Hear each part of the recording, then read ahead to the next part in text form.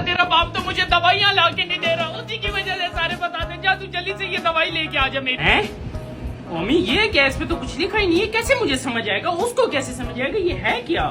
क्या मतलब इसके साथ समझ नहीं आ रही? उसको बोलना जो मोटापे की वो नीली कैप्सूल है वो दे दे। तू जाने ही नहीं चाहता। कहाँ है मेरा बुर्खा, कहाँ है?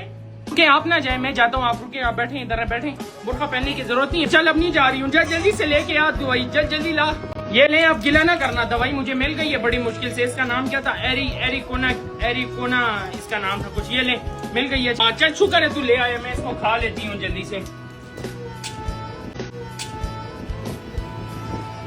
ये मेरे सर दर्द की है, इसको याद रखी, आइंदा तू ये भी लेगा। ये भी मैं अभी जल्दी से खा लेती हूँ। और अभी तो रुको, क्लाइमैक्स अभी बाकी है।